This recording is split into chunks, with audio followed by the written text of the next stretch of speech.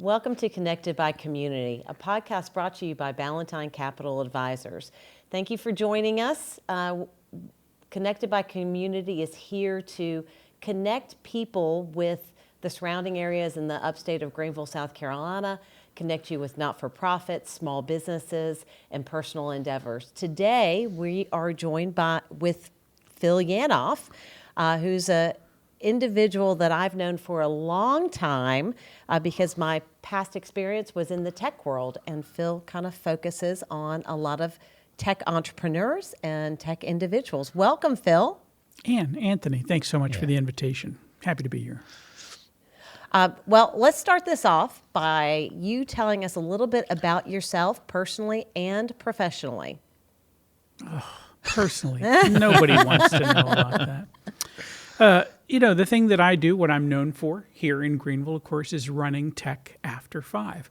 We are 15 years into that, right? We've just had our 650-someth event, right? Wow. So, and of course, if you did the math, you figure out, how can you get to that number? We do it in multiple cities. But we started here in Greenville, South Carolina. We still, even now, we're doing it in multiple cities. But the whole idea I've had and what I'm trying to get done is, how do I get primarily tech professionals and tech entrepreneurs, business owners, et cetera. How do I get them into a room and talking to each other? Because they can make cool things happen, but kind of like what you guys are doing here, where you're trying to expose people to new ideas and to new people. It's like, if I can bring smart people into a room and have them talk to each other, they will figure out what to do. I don't have to get in the middle of that conversation. I just have to provide the campfire is the way I look at it, right? Bring them in, let them talk, and they'll figure out what comes next.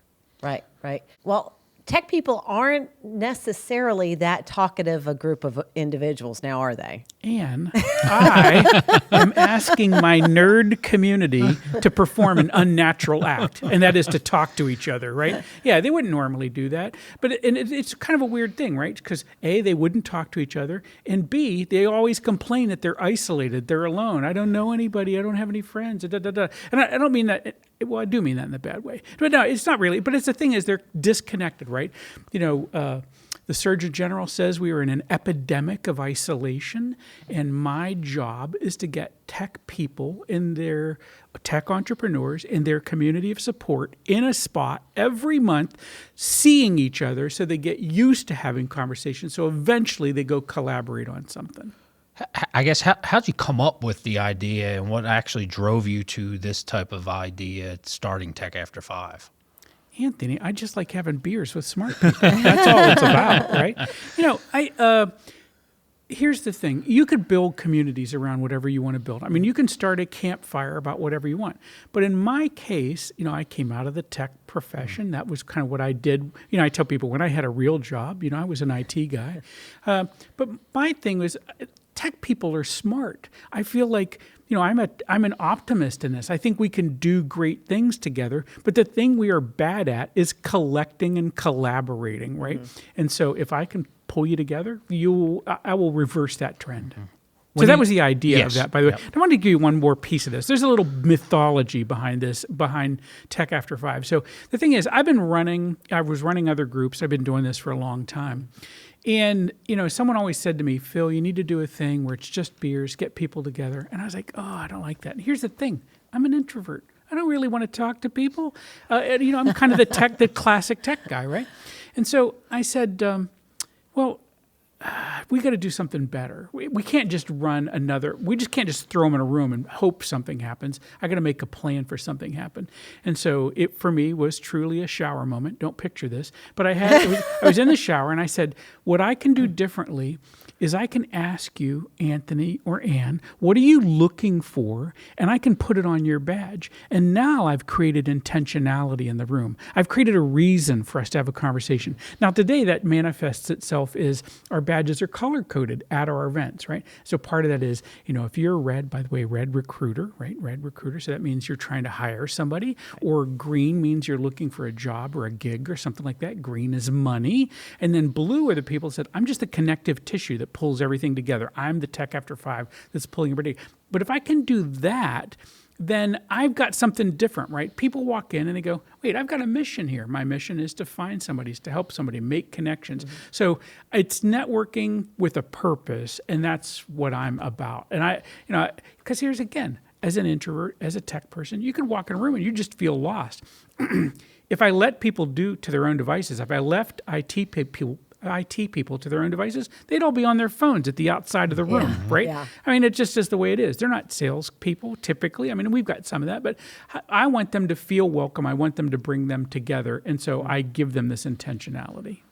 Now, it has grown through the years. So you started here in Greenville, Yeah. but you have expanded. You have Columbia, Charlotte. Tell us about your expansions. Yeah, so we expanded into a whole bunch of cities, and I say a whole bunch, let's get that number down. It's 5 cities, right? Into 5 cities. Of course, COVID caused us to collapse that back down.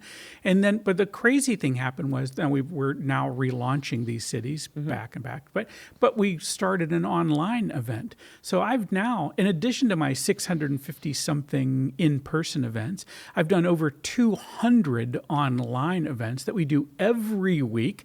And it includes people from Central Europe, UK, Wow. all across the U.S. to the West Coast, and that's usually the time zones I can hit based on the time I'm doing it. I have people who are in there from Mexico every week, right? So, the idea is they're collaborating and building things together, and so that's caused me to do some expansion. Also, in doing this allowed me to take on some other events and do them online. And now I run monthly events with hundreds of people in those events, and they're all online. They're on a Zoom call. And Now, is this still Tech After 5, or so I call the Tuesday event, we call it Networking Over Coffee. And because Okay. the issue is I can't call it Tech After 5 because it's 10 a.m. I mean, Yeah. and so, but I gave it a name. I called it Networking Over Coffee. But the idea is, again, still I have people from all over, like I said, showing up for that call every week. And some of those people also show up at our live events. So I've got a lot of people in Charlotte, a lot of people in Greenville, people talking to us about Columbia, people talking about Charleston, South Carolina, right? So I think all of those show up, but we also end up with people from just other parts of the globe. Well, the last event I went to was probably 2 months ago. And you were That's a shame. You should have been here more often. I know. I'm just I know. saying. I need to try more. I need to make an effort. But you introduced somebody from India that Yeah. was running a Tech After 5 in India. So Yeah. it's Shashidhar Jakale, right? Mm-hmm. And again, sadly, COVID wiped out everything he had in India. So he's back building business here. I met him because he was running stuff here in the U.S. Okay. And he's got a business up in Pittsburgh as well, which is my hometown, original. So anyway, but he's run through all these areas, and he was back here drumming up a few things that he was building some relationships there. And, I think hopefully one day we can get him back to running one in Bangalore, India as well. So that was always our furthest flung. They're 9.5 hours off from us. So that was far away and kind of fun to do. So the folks that attend, are they programmers? Obviously, there's some business owners out there, but tech's such a big company. You got fintech, you have programmers that or you have AI now. So what Right. who's actually invited and Yeah, who should be there and who should Yes, not be there, exactly. right? And I think that everybody knows, like everyone should have that figured out for what they're doing, right? If you're going to build a campfire, I can't have everybody show up because if I have everybody show up, they won't know what to do with each other. But if I say, look, I want IT professionals, and so that's what I say tech. Tech for me is IT primarily. I love engineers, I love material science people, I love physicists. I just don't have a thing for them. My campfire is for IT professionals, IT entrepreneurs, and their community of support, right? So that's why Ann or Ballantyne would be there, because some of these people are trying to figure out the money part of what they're doing, right? And they would need that kind of help. So I'm always happy to have those 3 legs of the stool there, right? IT professionals, IT entrepreneurs, and their community of support. And if you see yourselves in that, so people will come, and say, well, should I be there or should I not? I said, IT professionals, IT entrepreneurs, or community support. I said, if you are scared of IT people and tech people, you shouldn't be in the room. This is bad because that's where I started this, right? But for everybody else, I think this thing makes sense, and we're happy to have you there because I think there's something for us to do. We've built businesses in that room. We've done $1 million deals in that room, so I know it works. And I was at AT&T when I started attending these events, and so you have your AT&T people, your IBM people, your HP people. There's you have IBM your and Milliken and Michelin, and because those are big IT operations underneath there as well, right?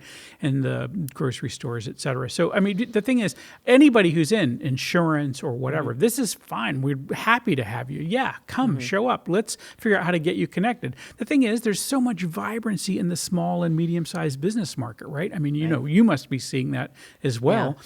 People are building things all over the place. And, the thing is, you need smart people. And I'd like to think I got the best collection of smart people in a room on a monthly basis. What's an event look like? Program-wise, you mean, what are we doing while we're there? So here's the thing. There's, I always say there's not a lot of preaching. There is almost no preaching. So what I mean is it's not a programmed event. Tech After 5 is not a programmatic event. That is, we don't have a speaker get up and talk for 20 minutes or whatever, because I'm not trying to kill a room. What I am trying to do is get people in, give them intention, give them some ideas. So a neat thing about what we're doing is I give you a list. Anthony, if you come, you will get a list of everyone else who signed up and kind of how they fit into the ecosystem, so you can figure out who you want to make connections with when you come into the room. When you come in, we get you a name badge that's color-coded. We make sure that you've got the list. We give you 2 or 3 people to kind of get you started when we toss you into the room. But the idea of this is that we get you in there, and you're mostly just kind of doing that. Put a beer in your hand, kind of make this social lubrication, right? We're adults. Put whatever you want to do that part, and then it's all of that. It's just that mixing. And then, there's me, there's 2 or 3, maybe more people who are walking around the room, making sure you're all connecting. There's nobody isolated, that kind of thing. We're making sure that you're talking to somebody, because there's lots of cool cats in that room to talk to, right? And then from a program side, the only thing we do is, we say thank you to the sponsors, as everybody does. And then the thing we've done now is that we are every month introducing you to a new startup in Greenville. We call it the TA5 Startup Program. And the idea is we've pulled someone that we see out of the community that needs exposure, right? So they've got, they've got an idea. Maybe it's a good idea. Maybe it needs some refinement, but they need some exposure in that. And it just needs people to give them some feedback. So we put them up on the podium. We kind of talk to them for 2 or 3 or 4 minutes and then say, go chat with the audience. And then people come up and talk with them after that. That's really the thing that we're doing. So it looks like you also have a podcast. Do you want to tell us a little bit about your podcast? So we have, I talk so much. That, I got to have some place to put Different for an IT guy. Yeah, I know. That's the thing. So, I've got multiple podcasts going as well. So we have historically done the Tech After 5 podcast, which kind of led you just what was going down Tech After 5. We're about to, I've got one right in launch, and I've got a bunch of episodes in the can for a thing called Connecting Better. My idea is help you connect to your business, help to connect to your community, that kind of thing. So we get 3 layers: connect to your purpose, connect to your business, connect to your community, right? So that's the thing we're doing, Connecting Better. Because I'm a nerd, I hang out with other IT consultants, and I do a thing called Consultants Saying Things, and we are several years into that, and that one's done on video as well. So if you wanted more fill in your life, there's a way to go out and find that. I can't imagine that, but if you did. So I saw online, and I had never seen this before, something that you do called Stoicism. Stoicism. That's it. All right. Tell me a little bit about that and what it seems like that's something that you're very passionate about. Yeah. So I am philosophically stoic, and so that doesn't mean that I'm calm and carry on. It means that this is an old ancient Hellenic tradition, right? I am philosophically stoic. I am on the advisory board of the world's largest nonprofit wrapped around Stoicism called Modern Stoicism.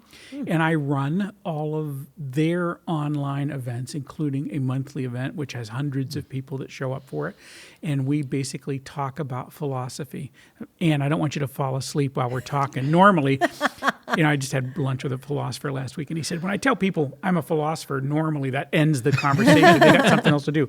But, I hang around with philosophers from around the globe, Right. and I kind of bring those ideas forward. An interesting thing about Stoicism as an idea and as a philosophy is it led to Albert Ellis creating rational emotive behavioral therapy, which led to cognitive behavioral therapy. So today, lots of people know about CBT because we're all trying to find our way through the world, Right. and mental health and therapy is part of that for a lot of people. But part of the philosophical tradition that led to that was, in fact, Stoicism, philosophical Stoicism. Marcus Aurelius, Seneca, Epictetus, maybe you see that kind of stuff out in the world. If not, that's okay. But if you want to talk about that, that's a thing that I spend a lot of time helping people with. Okay. So I know it's philosophical, but I mean, what are the basis for Stoicism? What it seems like it's a happier way of life, letting things flow off of you. I mean, what's your definition of it?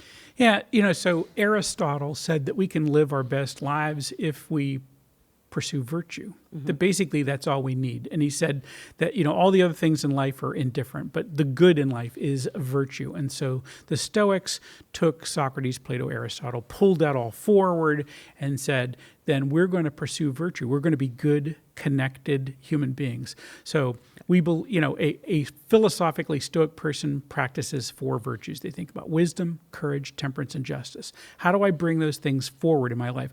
And everything else I just let kind of fall by the wayside, right? Yeah. Those are called indifference. The interesting thing about it, and what brings me kind of mental health in this is an idea in Stoicism called the dichotomy of control. And that is, I focus on the things I can control and I let go the things that I can't. And this, by the way, is an idea inside of cognitive behavioral therapy too, right? I can make Right. you a happier person if you realize there are some things you can control and some things you can't. And if you'll let go of the things you can't control, you are going to lead a happy life. So when the neighbor's dog barks, I realize I have no control over that, and I just kind of let that go.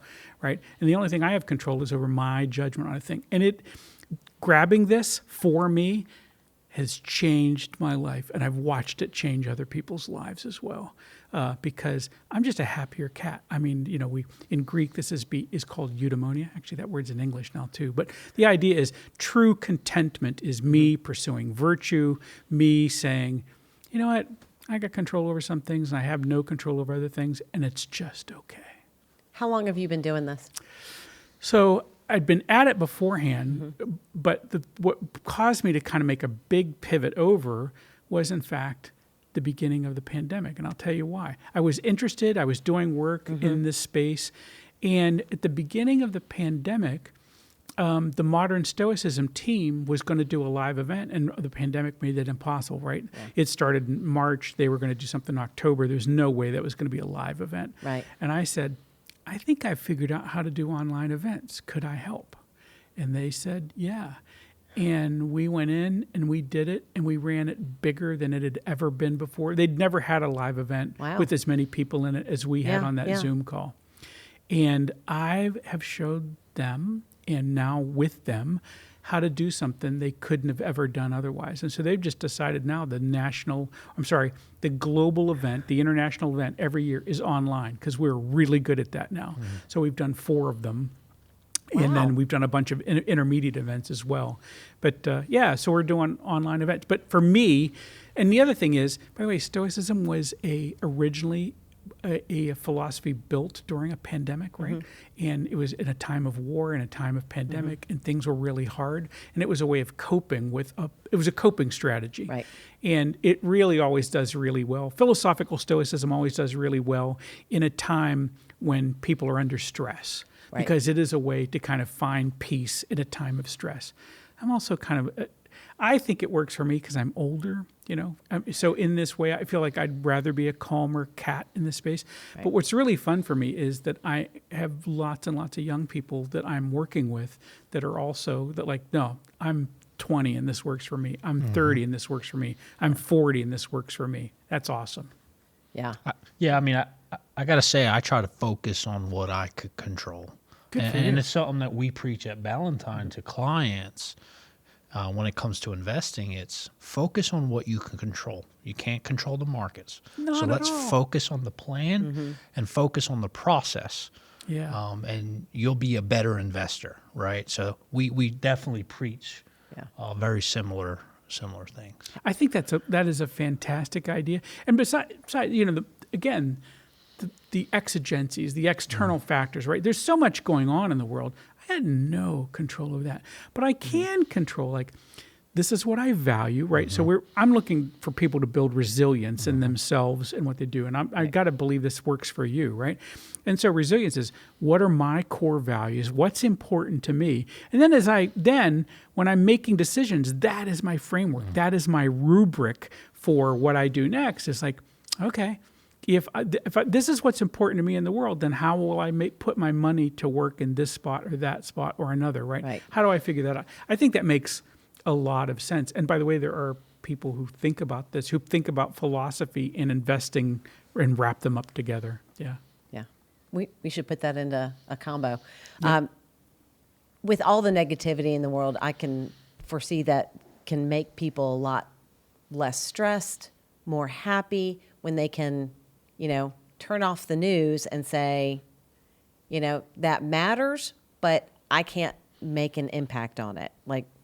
Yeah. All this stuff that's happening all around us, a lot of times we can make choices that impact our lives. We can do good things, give to charities, give to others that are important to us. But a lot of times a war happening on a totally different continent can't impact us, but what we do about it, being kind to others, not being hateful towards others, can make an impact in our society. That's absolutely right. And here's the thing, how did we get to that spot where we get tied up in everything that's happening everywhere around the world all the time? Right. And part of that is, and again, I'm a tech guy, right? But I'm not sure that social media has been our friend in this, Right. right?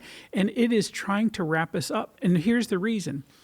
They can sell ads for Buicks against cockfights. And so you and me fighting, showing up on some platform all the time, we think that we're doing something and they're just selling ads against us fighting. And I don't want to be part of that game. Yeah. And that's so for me, I can go, yeah, that's, I'm sorry about that for those people. I don't have any control over that. And I'm Right. okay with it. Again, it doesn't absolve me from acting courageously, acting with justice, right? I want people to be treated well. I want them to be treated humanely. I want to be a Right. good human Right. and be a good human to others. I'm not retreating from the world, but I realize there are some things I have control over. I can talk to you about what matters to me, but I can't make you do a thing, and I should give up the idea that I can. Yeah. Now, you have teenage kids, right? Yeah. So how has these perspectives helped you be a better parent? It's important, right? And part of it is, you raise teenage kids and you go through some traumas sometimes. Yeah. You go through challenging moments. Absolutely, we went through a time a couple of years back which was really hard. And my philosophical stoicism helped me rise right up to the moment and do something in a very challenging transition with my kids.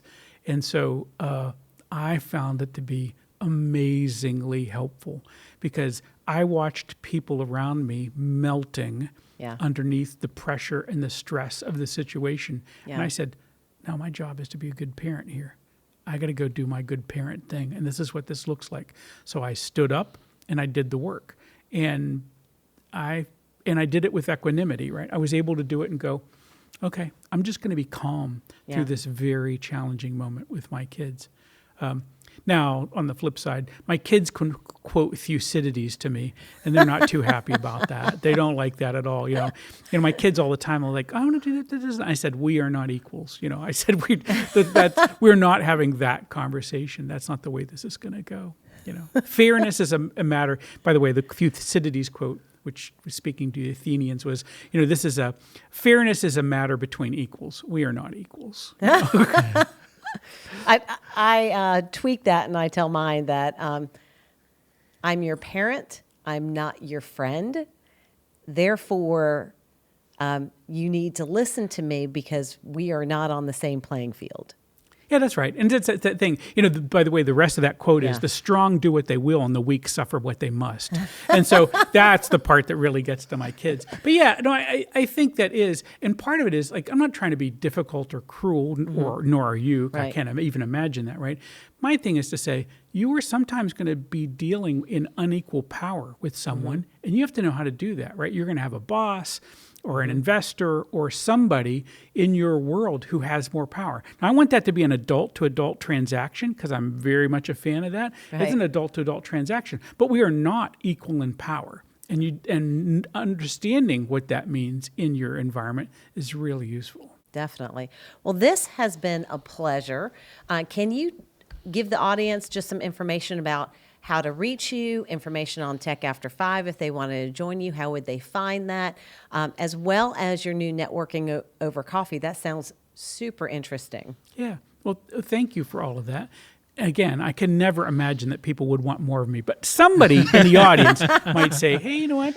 He wasn't so bad." But if it's so, the easiest way, you can jump to all of those things by just going to my name on the internet. So if you go to philyanov.com, philyanov.com, it leads you to everything else that I do. So you can get in as deep as you want, or you can go do something else with your time. Yeah. You're also available LinkedIn. I'm on LinkedIn. Again, my name, luckily, my parents gifted me a statistically improbable name, right?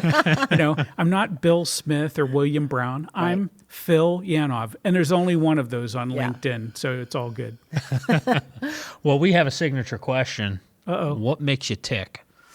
My gosh, I love this, right? And I love this question, and I'm going to answer it, by the way, so don't. But let me go off for a second. Because I'm a philosophical guy, and so I want to know what people's telos is, right? What is your purpose in life? What is it? You asked me what makes me tick. My question usually goes along the lines of, what is your purpose? What do you feel it is? And here's the thing, Anthony. Most adults don't have a good answer to that question. They've not truly contemplated that, right? And every once in a while you get someone to snap off a quick and easy thing for you. But, for me, I want to live a values-based life. I want to live with virtue. And in my role in the moment, I have a role in the community. How do I help people move forward with their businesses? How do I help them? How do I help this tech community do its thing? And I have a role as a spouse and as a role as a parent. And in those things, I want to reach what the Greeks called arete, excellence. I want to be an excellent human being. I want to be an excellent father, an excellent spouse, an excellent participator in my community. And then as far as my reach will go, right? I'd love to reach more people. But I think the thing that makes me tick is me wanting to help others have impact on the community. And that's what I want to do. Great. That's a fabulous purpose. That's the best one I've heard yet, I can honestly say. I think it's a hard question, and Yeah. I like to have people think about that, right? So I get them in groups, and we'll explore that. We explore values, we explore what their telos, what their purpose is, right? And not everybody thinks that. I mean, there are philosophies that are non-teleological, right? They don't believe you have a purpose, right? I could be a Buddhist and say, I don't know, I'm just here. We all have a why, right? We all have Do that. we? I think so. I would hope love to. so. I had a friend one time who said, I just want to hang around other cats with purpose. And I'm like, yeah, me too. Me too. I want to hang around those people who have a good, solid why. And the people who don't, maybe I can help them find it. Yep. Great. Thank you. That's a great area of focus. Yeah. So far, so good. Yeah. It's been good to me. Well, thank you for joining us. Thank you for joining Connected by Community, brought to you by Ballantine Capital Advisors. You can find us on all your podcasts on YouTube, on Apple, Spotify. You can also find information about Connected by Community on LinkedIn, Facebook, etc. So thank you again for joining us. Thank you, Phil, for taking the time, giving us some insight into who you are and your goals and ambition for the tech community and our community in general. Thank you. Thanks for having me, Anthony. I appreciate it.